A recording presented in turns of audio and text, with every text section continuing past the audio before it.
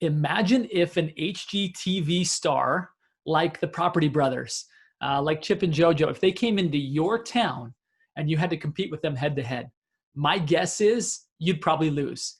The beautiful thing is they aren't coming to your town. They're not competing with you head to head, but they've created a model and a template through which you can garner massive attention to not only fulfill a bigger vision, but also to build a great real estate business for you. This episode is by a gentleman, Brent Silberbauer, who's going to help you do exactly that. He's following that model. He's following that template. You're going to learn a ton from him about what's possible when you really think bigger when it comes to digital media.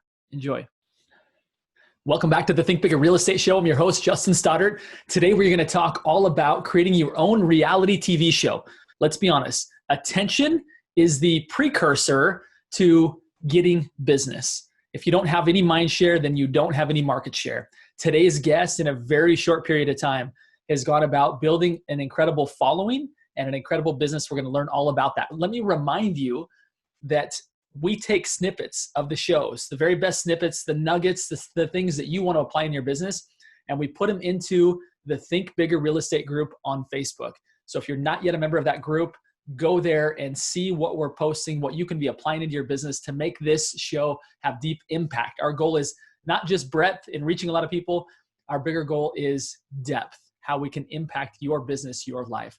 I'm excited again to introduce today's guest. His name is Brent Silberbauer. He's out of the Chico market, and he has become, in a very short period of time, somebody who almost everybody knows his face because you've done something very unique, Brent. So I want to thank you for being willing to come on to the Think Bigger Real Estate Show and impact a group of people out there that are eager to figure out how to have business coming at them. I appreciate you. Yeah, no, thank you so much. Thank you for doing Think Bigger Real Estate podcast. I've been listening, and it's provided a lot of value to me. And I know it's a lot of time and work for you, and so I just appreciate you doing this. It's awesome. Yeah, very kind of you to say that. Let's get into your story. Like, it wasn't too long ago that you were a youth pastor for a church. Like, that's where your heart's at, right? Is really teaching people, lifting people, educating people, right? Yeah, absolutely, 100%. How did you then transition into real estate? Because you got into the commercial side. Kind of what brought that about? Yeah, well, I was, in youth ministry, and just, basically my heart was to serve God, serve people, love people, that whole thing. And unfortunately, it was kind of a tragic situation. Basically, I was part of had some issues, and it blew up, and I ended up quitting the church, and it became an unhealthy place. Quite honestly, it was kind of tragic. But I went home, and I just said, "Hey, it was a very sudden thing. I told my wife, "Hey, I quit," and I had no second job, no chance for unemployment, no nothing. I came home, told my wife I had a baby and a house payment and nothing. And I just said, hey, I just quit and I'm gonna have to figure this out. And so I got a job just selling cell phones, okay? And I've always had an acumen for selling things and just influence and that kind of a thing. So I sold cell phones, and then it was just kind of like I gotta do something, to put food on the table. And then from there, I just started selling business accounts. And I went to an institutional investor one day, a large real estate, one of the biggest clients in our city. They had the biggest account for phones. And I just tried to sell them. And then but they're like, hey, you're really good at sales, and we need a sales guy. So they encouraged me to interview for a position called new business development to help them grow their business. And then I took that job, and I didn't know anything about real estate at all. And they were so gracious and kind. They said, hey, look, we can tell you know sales. And I had done, at this point, hundreds of hours of sales, just transitioning from ministry to business. I knew sales was going to be a big part of it. And so they said, hey, we'll teach you the real estate side, but you have a natural gifting for sales, and you've developed that skill, and that's what we're really interested in. And so they just said, hey, you're not even going to understand what we do for 6 months, but we're going to invest in you. It was very, very gracious, very, very kind, and that's how I got into real estate, basically. That was like 4 years ago. Okay, so for the past 4 years, you've been learning really kind of the investor side of the business, even multifamily. Yes. Early this spring, you had a bit of a curveball thrown at you, didn't you? As did a lot of people.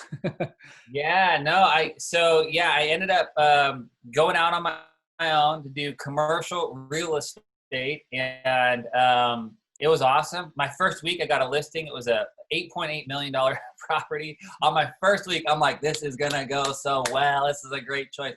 But it was a lot harder to sell it than I had originally thought. And then I actually couldn't sell it. I got qualified people, no buyers.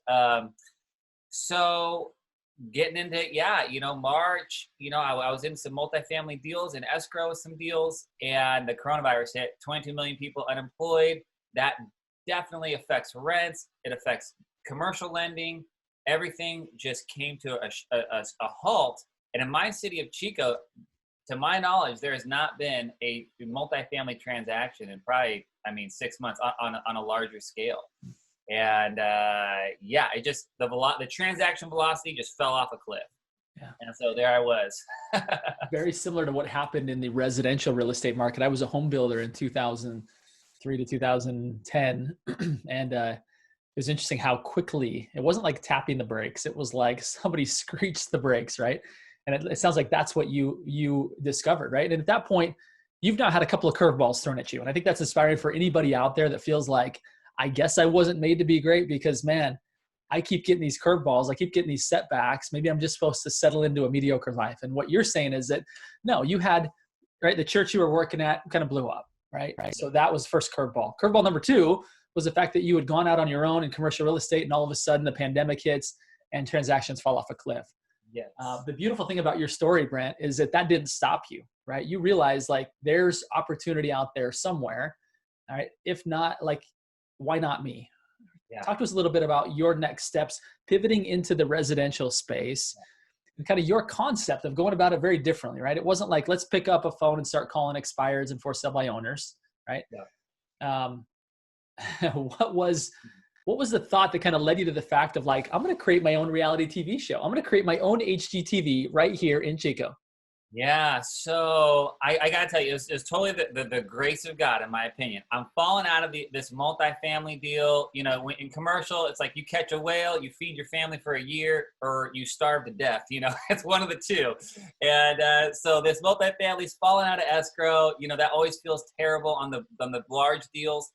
And so I had developed a exclusive Facebook group of investors. I had about 50 investors, and I was going around looking at multifamily properties, running the numbers, and sending it out to these busy investors. And one of those investors, so I had a little bit of a following. I was doing a lot of videos, how to calculate cap rates and net operating income, and kind of like the bigger pockets, kind of like just teaching local guys how to invest in real estate. And basically, one of those investors said, "Hey, I want to upgrade my house, single family homes. I'm not doing that song and dance." It was kind of a pride thing, quite honestly. And my wife was always like, "Sell someone's house, Brent." I'm like, "I'm a commercial agent. Like, man, I'm not doing that song and dance. I'm not putting my face on a billboard. I'm not doing all these things. I'm just not." But someone said, "Hey, I really want to see a house." It was kind of like $1 million house. And I was like, "Well, okay, I'll just open the door." I'd never done a home tour. They loved it. They're like, "Hey, put in an offer." We put in an offer, got accepted, we closed on the house. And that was like, hey, that was kind of nice, So then he wanted to sell his house. And this guy was a media expert. He was a video production expert. He was a coach for selling products on the internet. And so he knew a lot about ClickFunnels video. And so basically in selling his house, it was the middle of the pandemic. We said, hey, how can we sell it online? We came up with a strategy using ClickFunnels, using social media ads, using, and a high on YouTube.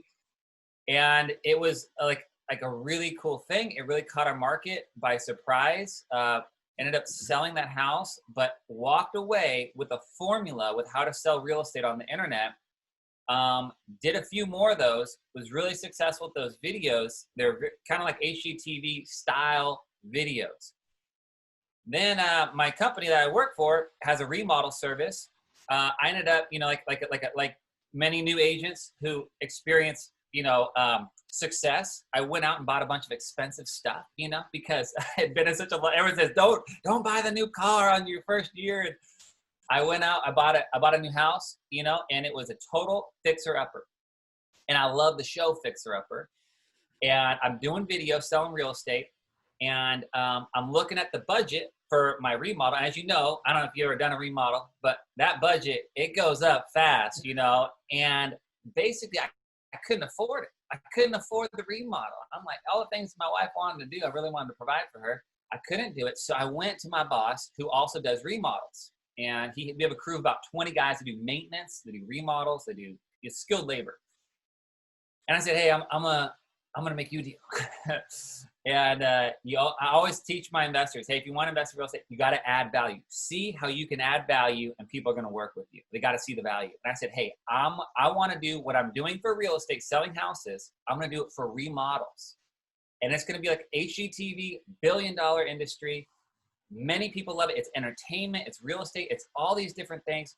And so I went to him and I said, hey, give me your costs.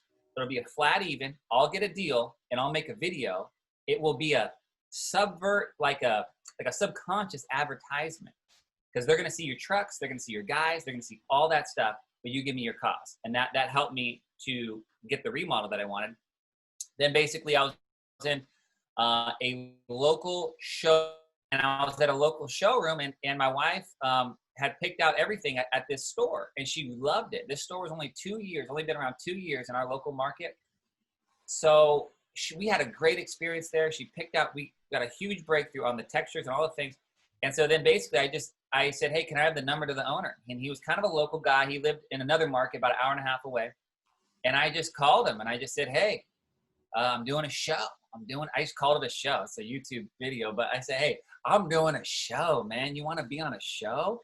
And I had a bunch of sales experience. So I got a slide deck presentation. I just put it together like an hour. HGTV, Fixer Upper, all these things, and I'm a fan of the Chip and Joanna Gaines and their business model. They went from 3 employees to 500 employees in about, I think, 5 or 6 years, just doing the show, because it's an advertisement. That show, Fixer Up, is an advertisement for Magnolia, and how they really changed the whole entire city based on this show. And I said, man, I love everything about what they're doing. And so I pitched that idea to this owner. I said, man, but you're going to have to, basically, again, kind of like give me a discount and we'll do a trade. And I was able to, get that much more stuff. So it started with just, I can't afford this. And I want to have it. And how can I add value? How can I get creative? And now I hired a videographer. We're into it. It's not fully done yet. This week we should be fully done.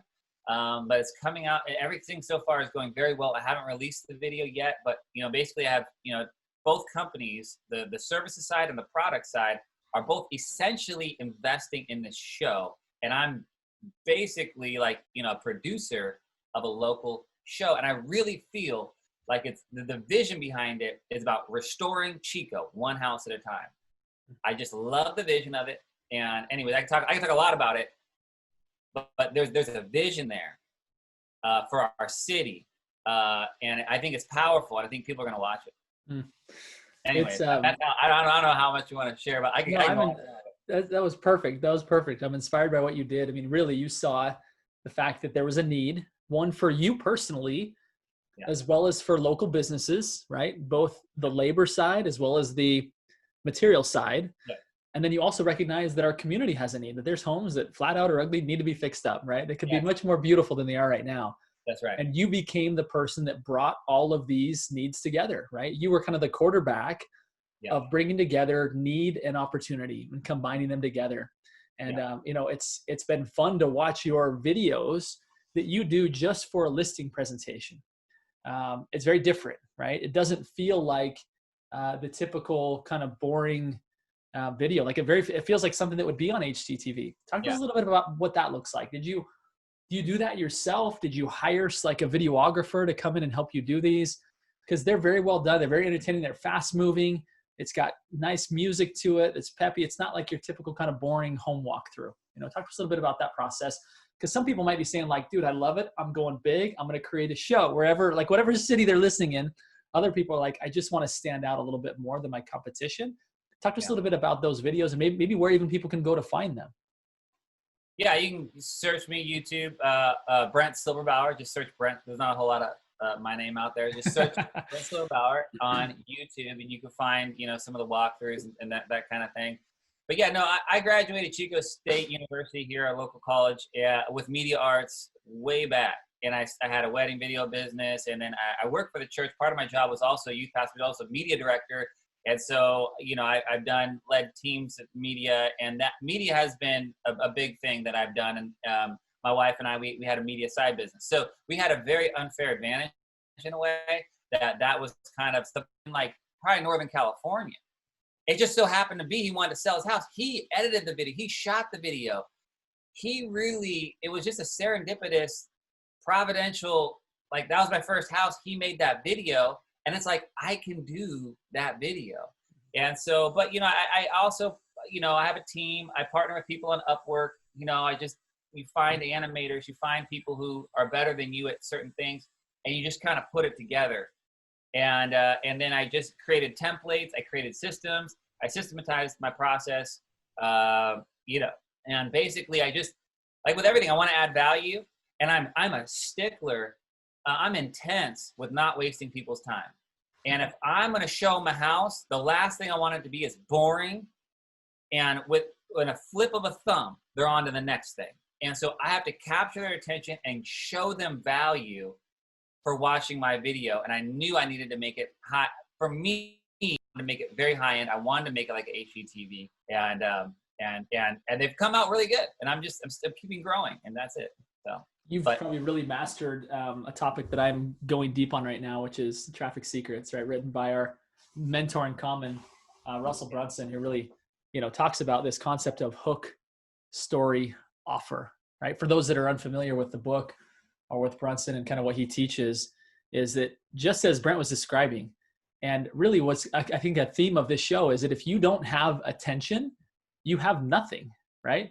Like first and foremost, you have to gain real estate in people's brain.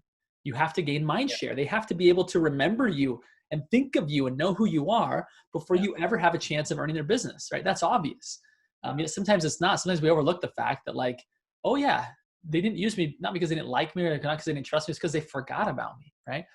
And I think you're taking this to a whole new level, Brent, of like really mastering hook, right? Something that gets people to stop the scroll, and then you're telling this compelling story, and then you're making an offer, right? Whether it be to continue to follow me, to look, to catch the next episode, or whether it be to buy this house or refer it to a friend, or to subscribe. Like there's all these offers that you have, but nobody ever gets to the offer if you don't first hook them and create a compelling story. And I think you've done in a very short period of time some pretty cool things. And I hope that this think bigger audience out here, this audience of big thinkers and high achievers that are trying to figure out if I wanted to really go big into the digital space and really own the space, what could I do? What's really following what I believe to be the pattern of what Brent has done is like millions and millions and millions of people tune into HGTV because they've taken real estate and they've taken entertainment. Yes. And they've merged them together. Yeah. And oftentimes I feel like what real estate agents do is they only talk about real estate, and it's not entertaining. It's not entertaining. Yeah. People are on social media networks to be entertained, period. Right. And if you're not entertaining, then they're going to find someone else who will give them the information that they want in an entertaining format. And so again, I think what you've done is awesome. I love the fact that you haven't been doing it for very long.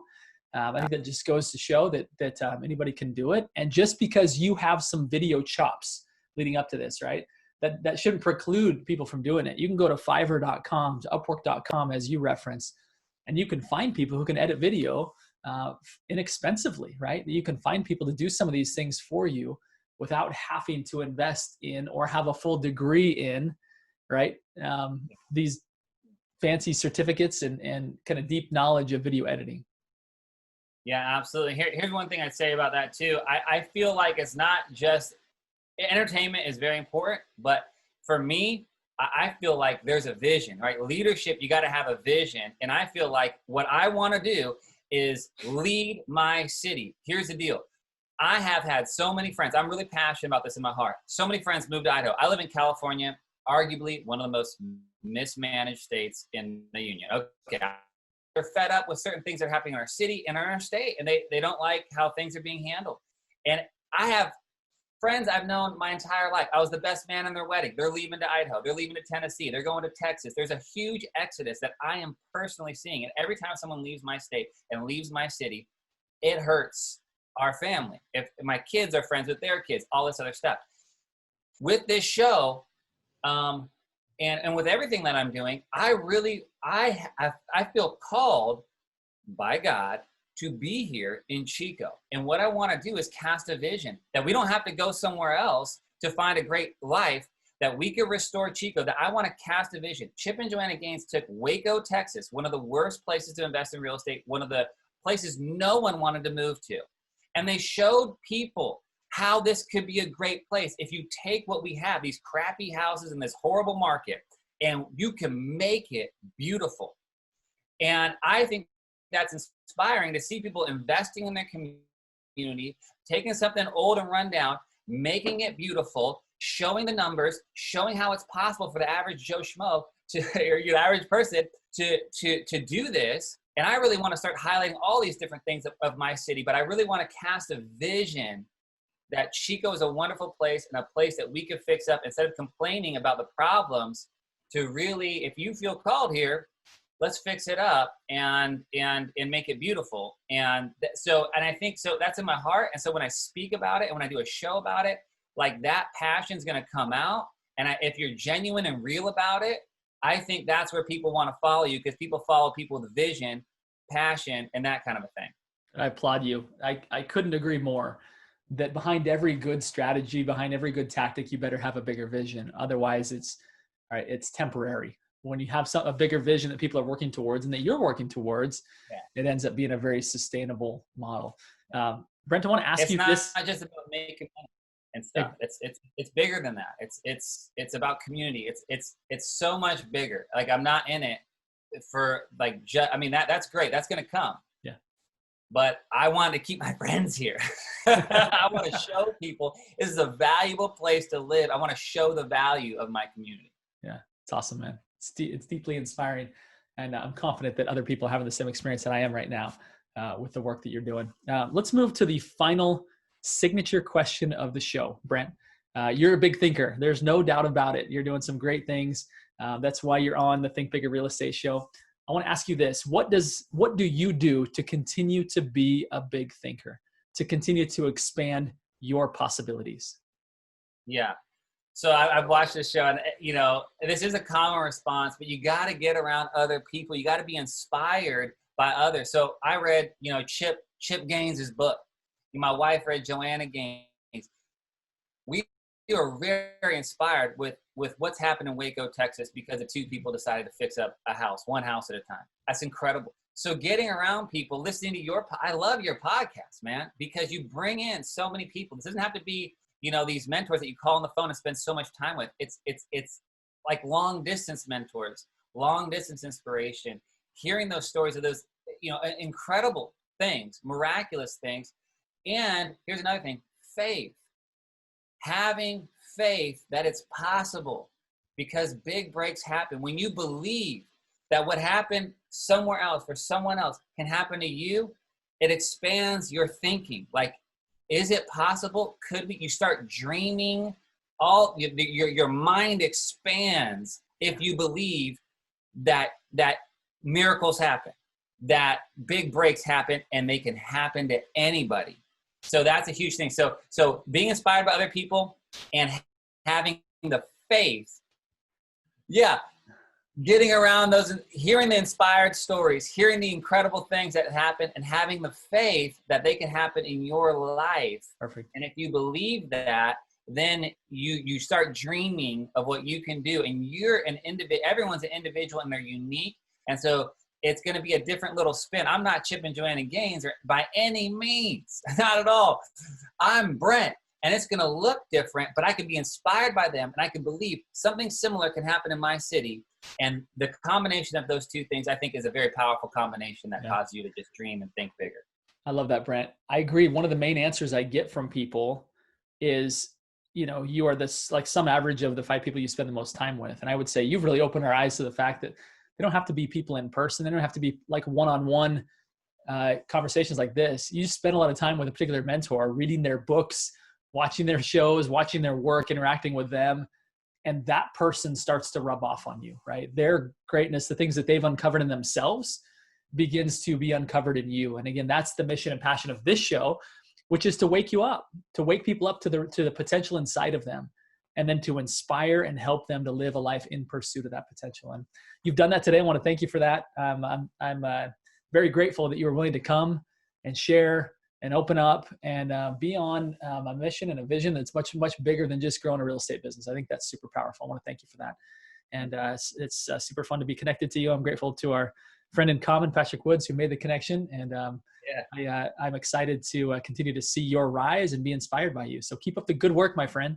Thank you. And to everybody listening out there, this is a reminder what Brent has helped us to do today. And it's encapsulated in these 3 simple words. And those 3 simple words are go, think bigger. Thank you so much, Brent. Appreciate it, my friend.